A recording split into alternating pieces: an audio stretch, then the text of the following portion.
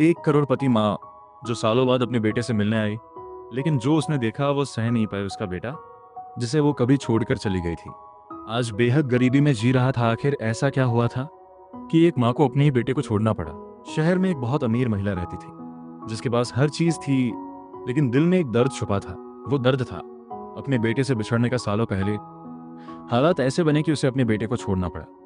उस दिन के बाद वो हर दिन अपने बेटे को याद करती, लेकिन अब बहुत देर हो चुकी थी। उधर उसका बेटा गांव में अकेले बड़ा हो रहा था, बिना माँ के प्यार के। उसने बहुत कुछ सहा। उसका घर बहुत छोटा था, टूटी हुई झोपड़ी, बरसात में छत टपकती थी, ठंड में कंबल भी पूरा नहीं था। फिर भी वो हर दिन मेहनत करता, भी खेत में काम, कभी मजदूरी। लोग उसे ताना मारते, तेरा कोई नहीं है, लेकिन वो चुप रहता। हर रात वो आसमान देखता और अपनी माँ को याद करता, माँ तुम कहाँ हो। एक दिन शहर में माँ को अपने बेटे की खबर मिली। उसका दिल बेचैन हो गया। उसने तुरंत फैसला किया, मुझे अपने बेटे से मिलना है।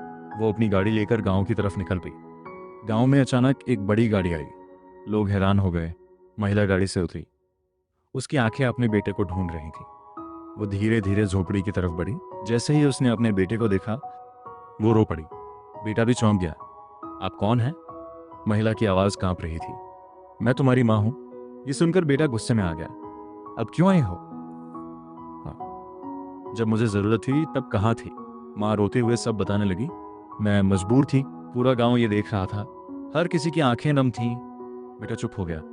टॉट्स उसने अपनी माँ की आंखों में देखा और उसका दर्द समझ गया। धीरे धीरे उसका गुस्सा खत्म हो गया। उसने अपनी माँ को गले लगा लिया।